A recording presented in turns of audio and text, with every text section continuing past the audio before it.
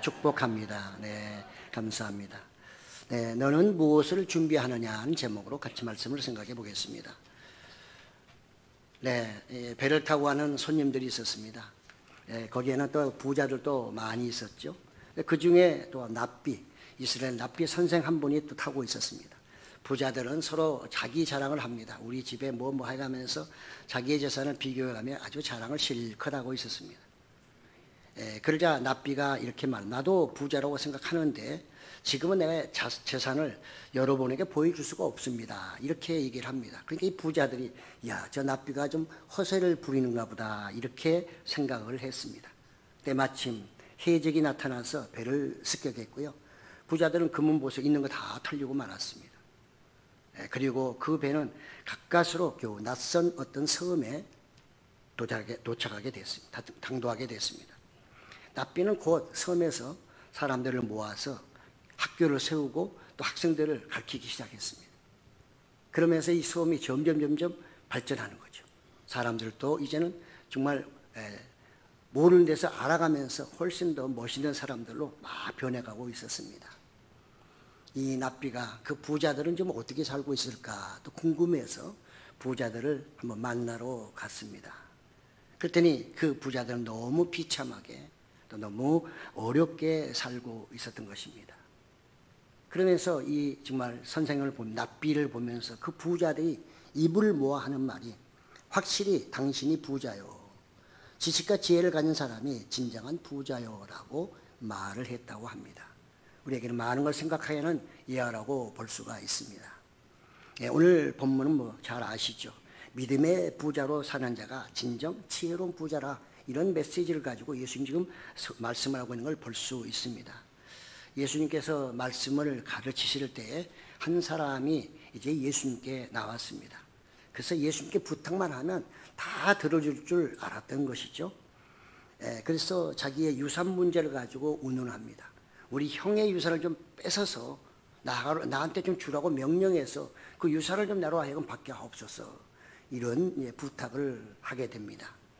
당시에는 율법에 의하면 장남은 보통 아들보다 두 몫을 더 주게 돼 있습니다.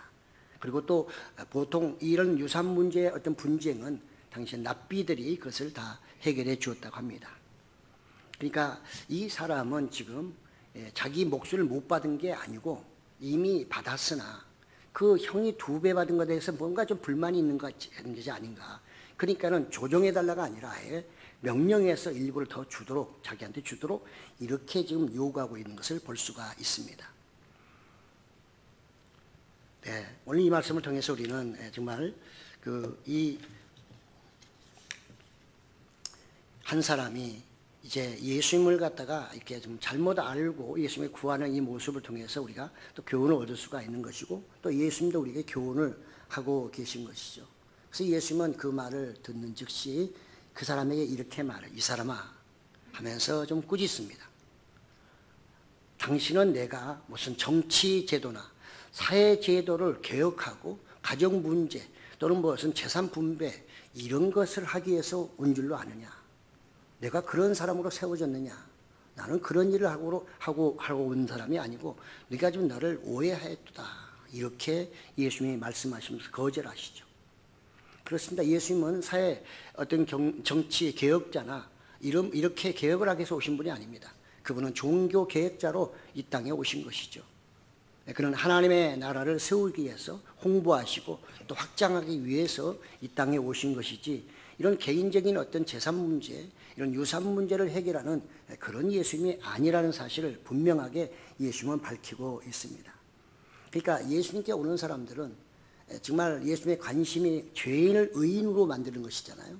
그러니까 예수님께 오는 사람은 정말 자기의 죄 문제 때문에 어찌할 바 몰라 하고 그래서 예수님께 내 죄를 어떻게 해결해야 되겠습니까? 이렇게 물어봐야 예수님이 기뻐하시면서 그의 죄에 대해서 어떻게 해주겠다 또는 사해 주든지 하시면서 문제를 해결해 주실 텐데 이 사람은 그런 문제가 아니라 자기의 어떤 재산에 이쪽에만 지금 아주 온 정신을 쓰고 있기 때문에 그래서 예수님이 이 사람에게 생명과 관련해서 탐심과 연결시키고 있습니다. 당신의 그 마음속에 있는 그 탐심 오로지 그것만, 돈에만, 재물에만 집착하고 있는데 그 탐심을 좀 조심하라, 버리라. 그러면서 사람의 생명이 어디에 있느냐 이렇게 물어보고 있는 것이죠. 예, 사람의 생명은 돈에, 재물에 있지 않다는 것을 우리는 잘 알면서도 때로는 우리의 생명보다는 물질에 더 관심이 많고 또 다른 쪽에 훨씬 더 우리가 신경을 쓰는 경우가 일반적이라 할 수가 있습니다.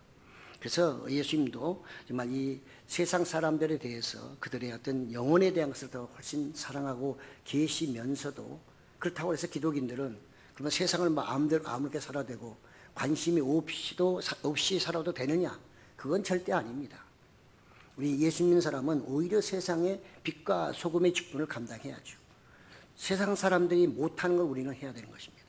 그들이 이해할 수 없는 선을 우리는 행할 수 있어야 하는 것이죠. 그들이 믿지 않는 예수님, 그분을 우리가 증거하려고 하면 그들의 생각과는 전혀 다르게 선하게 아름답게 행동해야만 하는 것입니다. 그래서 예수님도 정말 믿는 사람에게 너희는 세상의 빛과 소금이다라 이렇게 적극적으로 말씀하신 것을 볼 수가 있습니다. 예수님은 마태복음 5장 13절에 너희는 세상의 소금이니 소금이 만일 그 맛을 잃으면 무엇으로 짜게 하려 후에는 아무 쓸데없어 다만 밖에 버려져 사람에게 밟힐 뿐이니라. 우리는 코로나 이후로 우리 기독교가 아주 강화하고 있습니다. 정말 모든 사람들에게 가장 낮은 지지율, 대통령도 지지율 때문에 난리잖아요. 우리 기독교도 지지율이 많이 떨어졌습니다. 그건 왜 그럴까요? 빛과 소금의 기능을 우리가 상실했다는 거죠. 그러니까 사람들이 우리가 밟고 또 밟는 거죠. 밟혀도 우리는 아무리 소리를 질러도 누구도 우리를 구해주거나 불쌍하다, 저 사람은 그런 게 아닌데 라고 하는 사람은 거의 없습니다. 이것이 우리의 문제죠. 그것은 어디에서 왔을까요? 어찌 보면 우리의 탐심에서 오지 않았을까? 한번 또 깊이 생각해야 할 문제라고 생각합니다. 예수님이 이 사람에게 뭐 가난하게 살라 그런 건 아닙니다. 뭐 부자로 사는 게 무슨 죄가 있습니까? 하나님이 주신 거 잘 쓰고 사용하는데 그건 아무 지장이 없는 거죠. 예수님은 이 사람에게 부자로 살지 말라는 그런 말씀이 아니라 네가 살아갈 때 좀 가치 있게 잘 살아라. 가치 있게 잘 살려고 하면 탐욕을 버려야 된다 그 말이죠. 그 탐욕이 있는 그 순간 그때까지는 가치 있게 잘 살 수 없다. 하나님이 당신에게 준 그 모든 것을 정말 아름답게 사용할 수 없고 자기밖에 모른다는 것입니다. 탐욕이라고 하는 것은 한도 끝도 없는 욕심이죠. 그러니까 만족함이 없는 것입니다. 성경은 늘 우리에 보고 감사하고 만족하라고 하는데 탐욕을 갖게 되는 순간부터 우리는 만족하지 못하고 감사할 수가 없고요. 그러면 찬양할 수도 없는 것입니다. 오히려 대신에 뭐가? 원망과 불평. 많이 줘도 원망하고 불평합니다.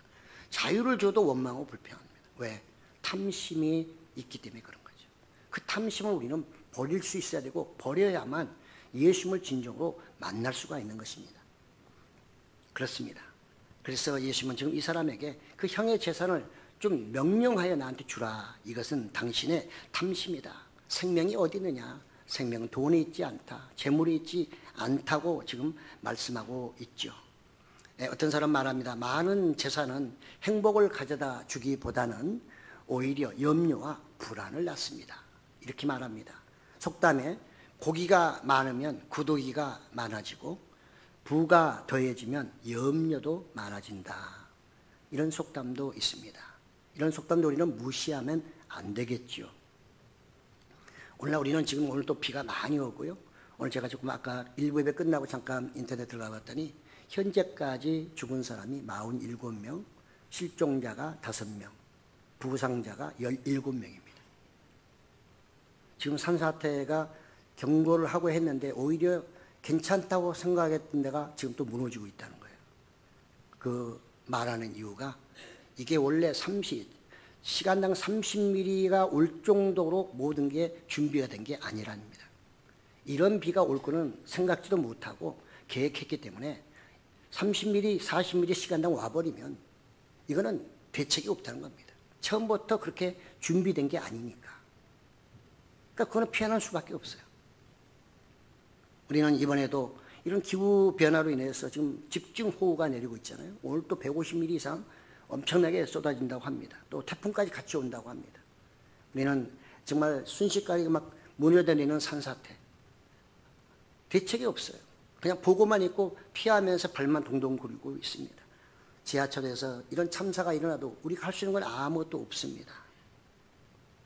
우리 가족이 매몰되고 실종돼도 손을 쓸 수 없는 게 현재의 상황입니다.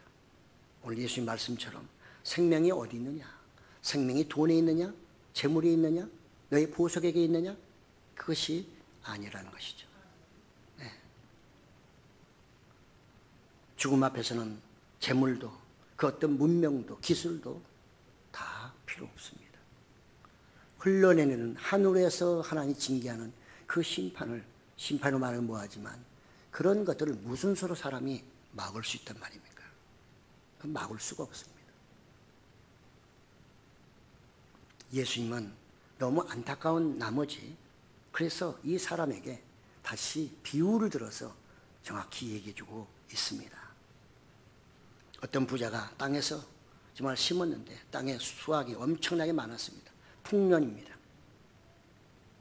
그러니까 이 사람이 갑자기 또 욕심이 생기죠. 욕심이라기보다는 어찌 보면 당연한 거죠. 현재 부자니까 돈에 대한 것도 더 관심을 많이 가질 수 있고 또 곡식을 많이 이제 거두게 되면 거기서 고민하는 거죠. 이걸 어떻게 할까? 고민하다가 결국은 지금 현재 있는 창고 거기는 도저히 이것을 다시 더 추가로 정말 쌓을 수가 없으니 저장할 수가 없으니 안 되겠다. 이거 허물어 버리고 새로 큰 창고 지어가지고 거기다가 가득 쌓아놓자. 그렇게 그가 결론을 맺었고 결정을 했습니다. 그러면 자기 영혼에게 말하죠. 영혼아, 이제 이렇게 많은 재물이 곡식이 있으니 이제는 정말 먹고 마시고 그러면서 즐거워하자. 또 편히 쉬자. 이런 얘기를 혼자 막 하고 있는 것입니다. 그때 하나님께서 뭐라고 합니까?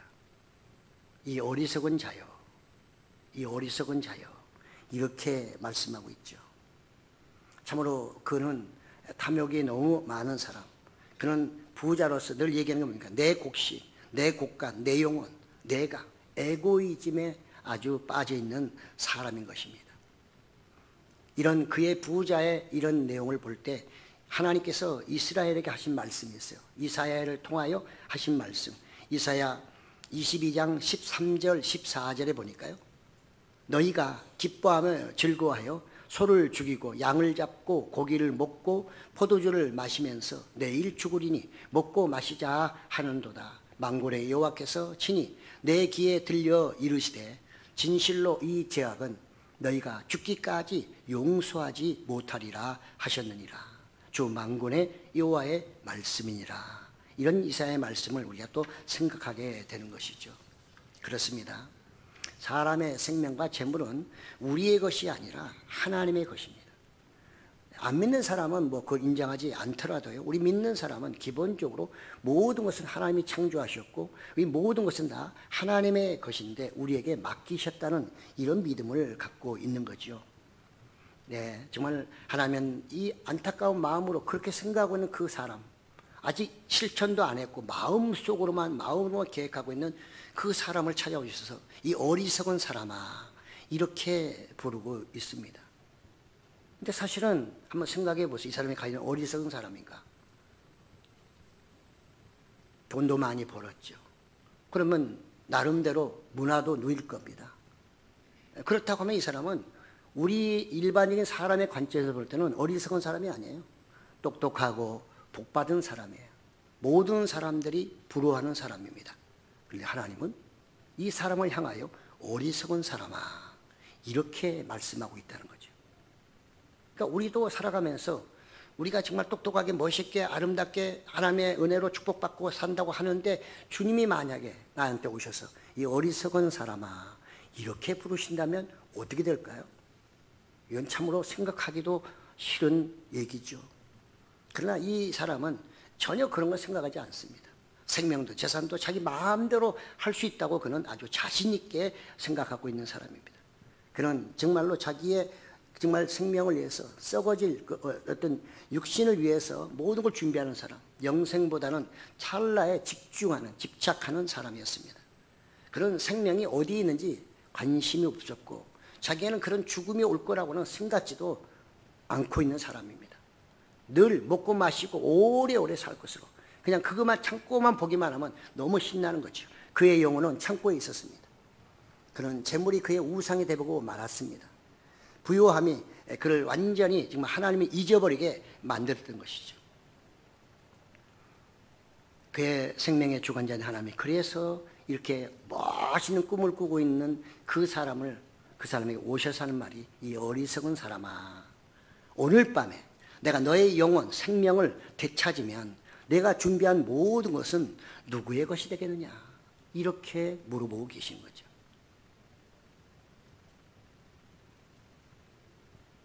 그렇습니다. 부자는 생명과 재산이 하나님의 것인 것을 한 번도 생각해 본 적이 없습니다. 그는 물질적으로는 부자였고 모든 면에서는 다 누리고 있었지만, 그러나 하나님에 대해서는 너무너무 가난한 사람이었습니다. 가난한 자가 보기에 천국이 저희 것이며 그 가난함과 전혀 다른 것입니다. 그 가난함은 하나님에 대한 내가 알고 싶어하는 그런 의미에서, 계속 간절히 바라는 그런 의미에서 가난한 자라는 뜻이지, 진짜 모든 면에서 믿음도 가난하고 모든 면에서 가난한 그런 의미는 아니거든요. 그는 열심히 준비하고 있긴 하나 아무 소용이 없습니다. 왜?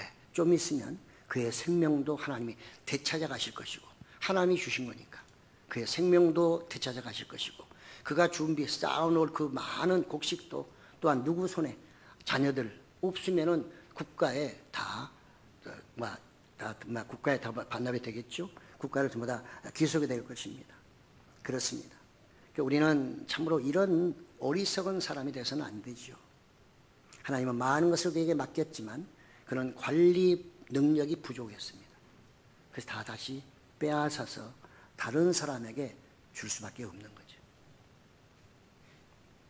우리는 지금 이 폭우로 인해서 갑작스럽게 정말 그 최수근 상병제 주소에서 상병됐다 진급했으니까요. 좀 안타깝죠. 과연 언제 그가 자기의 삶이 그렇게 될 거라고 생각이나 했겠습니까? 아무도 생각하지 않았습니다. 비 오나 보다. 작년에 왔던 장마가 금년에도 오네. 그래, 우리 좀 준비해서 해야지. 이렇게 생각했지. 이 땅에서 영원히 떠날 거라고는 누가 생각했겠습니까? 47명의 실종 5명이면 그 사람들은 거의 죽었다고 봐야 되겠죠. 하나님이 우리에게 다 맡긴 것을 우리는 합당하게 써야 하는 것이죠. 만약에 은행원이 그냥 고객들이 많은 돈을 맡겼는데 자기 돈처럼 막 그걸 써버린다고 하면 그 사람이 갈 길은 딱 한 군데밖에 없죠. 어디? 감옥밖에 없는 것입니다. 그래서 우리는 이제 하나님이 나에게 맡긴 것을 합당하게 쓰는 그런 지혜로운 부자가 되어야 됩니다. 어떤 지적인 부유하면 또는 물질적이나 건강이나 모든 면에 있어서 하나님이 나에게 주셨다면 그걸 내가 합당하게, 하나님의 눈에 볼 때 합당하게 그것을 써야 된단 말이죠. 뭐 우리에게 주셨으니까 나도 누릴 수 있는 거죠. 하나님이 주신 것을 본인은 누리지 못하게 하는 것은 안 되죠. 자기도 적당히 합당하게 누리지만 또 나가서 주신 목적을 생각하고 기도하면서 정말 이웃들, 가난하고 어렵고 힘든 사람들에게 관심과 또 사랑을 베풀어야 하는 거죠. 그게 합당하게 쓰는 것입니다. 그렇게 하지 아니하면 그 모든 삶에 있어서 아무리 많이 모아도 그것은 좀 있으면 다 다른 사람의 것이 되고 마는 것이죠. 그래서 내 영혼을 내가 오늘 도로 찾으면 그 너의 준비한 것이 누구의 것이 되겠느냐. 참으로 어리석은 자여. 지금 예수님께서는 그렇게 말씀하고 있는 것을 볼 수 있습니다. 그래서 예수님도 너희 보물을 하늘에 쌓으라 이렇게 말씀하셨잖아요. 네. 또 모든 크리스찬은 그래서 선한 청지기로 살아야 하는 것입니다. 베드로전서 4장 10절에 보면요, 각각 은사를 받은 대로 하나님의 여러 가지 은혜를 맡은 선한 청지기 같이 서로 봉사하라. 우리는 선한 청지기로 서로 봉사해야 되는 것입니다. 하나님 우리에게 다양한 것을 주셨을 때 그 주심에 감사하고 서로 봉사, 서로 사랑하면서 서로 나누는 그런 공동체가 되어야 하는 것이죠. 그렇기 때문에 선한 청지기는 이웃 봉사자라고 볼 수 있고요. 은혜와 복을 받은 부자는 하나님께 늘 감사하면서 하나님의 뜻이 어디 있는지 기도하면서 하나님의 마음에 좀 흡족하게 좀 했더라면 이렇게 갑작스럽게 하나님이 오셔가지고 그의 영혼을 찾아가진 않으시겠죠. 우리는 준비는 뭐 10번 수문해도 부족하죠. 철저하게 모든 것도 준비해야 되는데 우리는 우리 영혼이 가야 될 내 사후의 세계에 대해서 철저하게 준비하지 않으면 안 되는 것입니다. 그렇습니다. 이렇게 우리는 이 부자가 참 어리석은 부자가 되었다고 하는 것은 너무나 안타까운 것이고요. 우리도 하나님이 주시는 은혜가 많습니다. 여러분 각자 한번 깊이 생각해 보세요. 하나님이 여러분들이 주시는 은혜가 얼마나 큰지 정말 비교할 수 없습니다. 우리가 필리핀 가지만 아마 연세든 드신 분은 아실 거예요. 옛날 신동파 농구 선수 할 때 그때는 필리핀이 월등히 잘 살았습니다. 예. 우리하고 비교가 안 될 정도로 잘 살았어요. 지금은 비교가 안 될 정도로 우리가 잘 살고 있습니다. 우리 학생들 이제 내일 아침 새벽에 가지만 아마 가보면 처음 가본 학생들일 테니까 놀랄 겁니다. 야, 이렇게 사는 사람도 있나? 이런 데서 예배도 드리나? 아마 그들이 깜짝깜짝 놀라게 될 겁니다. 그쪽에 그 아이들이 입고 다니는 모든 옷하며 이거는 우리하고는 비교도 안 됩니다. 우리가 이렇게 잘 살고 있기 때문에 우리도 하나님이 주시는 은혜를 잘 기억하면서 그래서 선교도 많이 하고 구제도 많이 하고 어쨌든 많이 하고 있잖아요. 그런데 점점 교회가 힘이 약해지면 이런 걸 못하게 된단 말이죠. 그렇습니다. 우리는 잠시 내가 부유함을 위해서 내 인생을 살아갈 것이냐, 그리고 나만을 위해서 그냥 막 살아갈 것이냐, 에고이즘으로 살아갈 것이냐, 아니면 하나님의 뜻에 합당하게 나도 좋고 내 이웃도 좋은, 그래서 같이 가는 그런 사람으로, 그런 지혜로운 사람으로, 그런 지혜로운 부자로 살아가야 할 것인가. 이것은 여러분이 결정하셔야 되는 것입니다. 하나님은 강제적으로 하지 않으시거든요. 정 안 되면 부르시죠. 시편 14편 1절에서 3절 보면 이런 말씀이 있습니다. 어리석은 자는 그의 마음에 이르기를 하나님이 없다 하는도다. 그들은 부패하고 그 행실이 가증하니 선을 행하는 자가 없도다. 여호와께서 하늘에서 인생을 굽어 살피사 지각이 있어 하나님을 찾는 자가 있는가 보려 하신즉 다 치우쳐 함께 더러운 자가 되고 선을 행하는 자가 없으니 하나도 없도다. 시편 저자의 탄식입니다. 탄식의 시입니다. 우리가 오늘날 이렇게 좀 힘들고 어려운 시대에 살고 있지만 그러나 하나님이 우리에게 주신 것이 너무나 많으므로 어쨌든지 우리가 섬기고 나누면서 정말 하나님 보시기에 합당한 그런 삶을 살아야만, 또 그런 준비를 해야만 우리가 하나님 나라에 갈 수도 있는 것이고 하나님 나라에 갔을 때 부끄러움이 없는 그런 신앙인이 될 줄로 믿습니다. 오늘 본문을 통해서 우리가 어떤 교훈을 얻을까 한 3가지로 한번 정리해서 다시 한번 생각을 해봅니다. 첫째, 크리스찬은 먼저 하나님에 대한 믿음을 철저하게 준비합니다. 대충 해서는 안 됩니다. 우리 이번에 보셨잖아요. 대충 한 데는 전부 다 침수, 완전히 다 잃어버립니다. 더군다나 지금 침수되면 가정에 뭐 가구고 뭐고 다 없어져 버리는 거잖아요. 철저하게 준비를 해야 하는 거죠. 믿음도 마찬가지. 아브라함의 믿음을 한번 얘기해 보면 믿음의 조상 아브라함, 그가 처음부터 믿음의 조상이 될 수는 없었죠. 부족했습니다. 연약했습니다. 그러나 하나님의 말씀을 따라가면서 점진적으로 그는 상당히 성숙한, 그리고 절대적으로 하나님을 신뢰하는 그런 준비된 사람이 된 것입니다. 하나님은 그래서 어느 날 이 아브라함의 그 준비된 믿음을 사람들에게 자랑하고 싶으셨던 거죠. 하나님 사단에게 너는 욥을 보았느냐, 하나님도 자랑하고 싶으시거든요. 여러분은 어떠세요? 여러분의 자녀들 잘 되면 막 엄청 잘하고 싶어서 막 어찌할 줄 몰라 하잖아요. 만나기만 하면 자녀 자랑하고 남편 자랑하잖아요. 아내 자랑하고. 우리 하나님도 그래요. 하나님도 내가 사랑하는 욥을 보았느냐 하시는 것처럼 이 아브람도 하나님이 이제는 그의 믿음이 완전히 준비된 믿음, 철저하게 준비된 믿음이기 때문에 그 아브람을 온 세계에 자랑하고 싶었던 거예요. 그가 준비가 안 됐으면 절대로 하나님이 이런 명령을 하지 않으셨을 겁니다. 그래서 하나님은 마지막으로 아브라함, 여기 있습니다. 내가 너에게 준 그 아들 나에게 드려라. 갈등이 많았지만 이제는 아브라함은 준비된 믿음의 사람이기 때문에 하나님의 그 말씀을 그냥 이유 없이 받아들여요.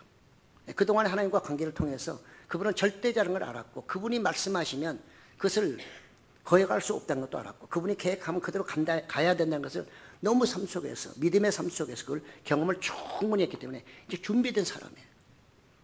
그러니까 하나님이 그 말씀할 때 그런 이미 준비가 됐기 때문에 그걸 받아들일 수 있는 능력이 있기 때문에 하나님 말씀대로 그는 3일 길을 걸어가서 정말 완전히 드리려고 손에 칼까지 들고 행동을 다 보여주잖아요.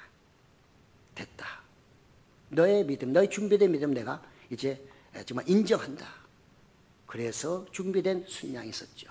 그리고 아브라함도 뭐라고 그래요? 나도 준비했더니 우리 하나님도 준비하셨네. 그래서 여호와 이레, 이런 단어를 그가 만들어낸 것입니다. 여호와 이레는 아브라함이 만들어낸 신단어입니다. 새로운 단어입니다. 새로운 말입니다. 그러니까 여러분들도 하나님과 관계성 속에서 이런 하나하나 좋은 단어들을 만들어내시길 바랍니다. 네, 우리도 이런 믿음을 준비하면 하나님께서 은혜도 주시고요, 복도 주십니다. 대부분의 사람들은 처음에 이렇게 하다가 다 무너져가지고 다시 일어서는 경우가 대부분입니다. 하나님을 쓰시는 사람은 처음부터 막 줘가지고 되는 게 없어. 왜? 그렇게 줘버리면 절대 하나님을 쓰지 않습니다. 하나님이 다 걷어들이고 다시 믿음 준비해서 받을 만한 그릇이 되면 그때부터 이제 물질로, 건강으로 모든 걸 채워주시면 그때부터는 뭐예요? 그때부터는 주를 위해서 합니다. 우리가 본죽이라는 그분이 있잖아요. 그분 아마 간증 들어보셨나요? 그분도 형편없는 삶 속에서 오늘의 본죽이 있는 것입니다. 그분은 지금 선교사역 이런 쪽에 엄청나게 많이 합니다. 세무조사 나와가지고 왜 돈을 썼냐 뭐 해가지고 문제도 있었으나 어쨌든 자기는 그 사역을 해야 되니까 열심히 하고 있습니다. 왜냐하면 그것이 자기의 것이 아니라는 걸 아는 거예요. 아무것도 없었다가 하나님의 부어주심으로 물질과 건강과 모든 환경을 주셨을 때 그걸 알기 때문에 그는 절대로 허튼 데 쓰지 않습니다. 하나님의 마음에 합당하게 쓰는 거죠. 대부분 다 그렇습니다. 한번 엎어졌다가 다시 쓰는 기업들은 다 그렇게 그들이 하나님이 주시는 은혜를 그렇게 사용하고 있죠. 그러니까 하나님 마음에 합당한 그런 사람들이 될 수밖에 없는 것입니다. 왜냐하면 모든 것은 하나님의 것이고 바로 나는 청지기밖에 안 된다. 나에게 맡겨주셨다는 것을 너무 잘 알기 때문에 그런 것입니다. 우리는 알고 정말 죄를 지면 더욱 어리석은 사람이라, 알고 죄를 지면 더 중한 짐을 정말 중한 벌을 받게 된다 성경에 말하고 있습니다. 그러므로 저나 여러분은 알았다면 하나하나 실천해 나가시기를 바랍니다. 두 번째로 탐심은 우리의 마음을 어리석게 만듭니다. 우리는 잘 아는 골로새서 3장 5절에 그러므로 땅에 있는 지체를 죽이라. 곧 음란과 부정과 사욕과 악한 정욕과 탐심이, 이 수많은 것들을 다 하나님이 인정할 수 없는, 하나님이 전부 다 버릴 수밖에 없는 그런 죄 중에 마지막이 탐심이에요. 이 탐심은 그걸로 끝나는 것이 아니라 이 탐심은 우상 숭배다. 이렇게까지 하나님은 말씀하고 있는 것입니다. 우리는 다 이 말씀을 알지만 현실에 가게 되면 이런 자기 안에 있는 탐심을 그걸 버리기가 쉽지 않습니다. 다 버려도 그걸 못 버리는 그것이 바로 여러분의 안에 있는, 여러분을 정말로 힘들게 하는 그게 탐심입니다. 그것을 가지고 있게 되면 그것 때문에 신앙도 잘할 수가 없는 것이고 하나님과 관계에서도 그것 때문에 늘 걸리적거립니다. 장애물이 된다는 말씀입니다. 그렇습니다. 우리는 영혼의 구원을 생각한다면 항상 청지기, 선한 청지기로 살아야 된다는 그것을 잊지 말아야 하는 것입니다. 우리는 조금만 방심하면 이 탐심이 나도 모르게 들어와서 물질만이 아니라 여러 가지가 있잖아요. 그래서 자기가 신이 되고 마는 이런 경우가 얼마나 많은지 우리는 잘 알고 있습니다. 믿음 안에서, 성령 안에서 정말 우리는 믿음도 마음먹기 달렸습니다. 사람들 그러잖아요. 사람이 마음먹기 달렸다고. 그 사람들은 그냥 인간의 생각이니까 3일 만에 무너지고 4일 만에 무너지지만 우리는 그리스도 안에서, 성령 안에서 내가 마음 먹고 기도하며 나가게 되면 하나님은 우리를 붙잡아 주시고 반드시 그렇게 되게 하시는 것입니다. 그렇기 때문에 우리는 내가 안 되는 것이 문제가 아니라 내가 안 되는 것을 알면 기도하고 그래서 거기서 점점 발전해 나가야 되는데 기도를 안 하면 그것으로 인해서 나는 점점 나도 모르는 쓸데없는 탐심으로 인하여 내 인생이 점점 망가지고 마는 것이죠. 하나님은 좋으신 하나님, 선하신 하나님, 복 주시기 원하시는 하나님입니다. 우리가 잘 살기를 원하시지 그럼 우리가 나쁘게 잘못되게 살기를 원치 않으셔요. 그러므로 정말 우리는 이런 불필요한 탐심, 하나님이 원치 않는 탐심까지 가짐으로 인해서 인생을 망가뜨리는 그런 어리석은 사람은 절대 되어서는 안 된다는 것입니다. 지금 예수님이 이 한 사람에게 그 얘기를 하고 있는 것입니다. 너 계속 그렇게 탐심을 가지면 네 형의 재산에 대해서 계속해서 욕심 부리면 너 다 잃어버린다, 이 얘기를 하고 계신 거죠. 마지막으로 우리는 예수님의 때에 맞춰 살아야 합니다. 우리는 나그네 인생입니다. 그렇습니다. 내일 일은 난 몰라요. 그렇잖아요. 우리는 이 홍수 집중, 이 정말 기후변화로 인한 집중 호우로 인해서 어떻게 될지 알 수 없습니다. 만약에 북한에서 숨은 말도 안 하고 열어놔 버리면 어떻게 될까요? 근데 알려달라고 해도 알려주질 않아요. 그러니까 우리는 어떻게 될지 모르는 것입니다. 그리고 미사일 계속 쏴제끼잖아요. 지금 한반도가 전쟁의 제2의 전쟁터가 될 거라고 좀 예언하는 사람도 있어요. 정말 우리는 풍전등화 앞에 살고 있습니다. 그러니까 나라를 위해서 기도할 수밖에 없는 것이고요. 또 더 중요한 것은 내가 하나님이 주신 나그네 인생을 준비를 잘해서 믿음으로 준비해서 나가야 한다는 것이죠.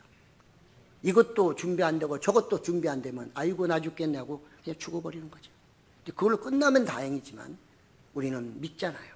하나님 앞에 가서 서야 한다는 것을. 그래서 우리는 우리의 모든 삶에 있어서 이 청지기 사명, 청지기의 시간을 가지고 살아야 되기 때문에 할 수 있으면 전도도 하시고 선교도 하시고 구제도 하시면서 하나님이 원하시는 일을 하나하나 해나가야 한다는 것입니다. 이것이 하나님의 나라를 세우는 것이고 나가서 주님의 시간에 맞춰서 사는 지혜로운 삶의 방식이라고 할 수가 있는 것입니다. 우리는 내 시간, 내 타임 스케줄에 맞추지 마시고 하나님의 타임 스케줄에 맞추셔서 꼭 사시기 바라고요. 그건 다른 것이 없습니다. 늘 기도하면서 믿음으로 준비하는 그런 삶이 가장 행복하고 준비된 삶이고 또 하나님 앞에 섰을 때 부끄러움이 없는 그런 삶이 될 줄로 믿습니다. 우리 하나님의 모든 손님들 늘 무엇을 준비하는가 한 번씩 생각해 보시고 늘 하나님에 대해서 준비를 잘하는 믿음으로 준비해 나가는 여러분 되시기를 예수님의 이름으로 축복합니다.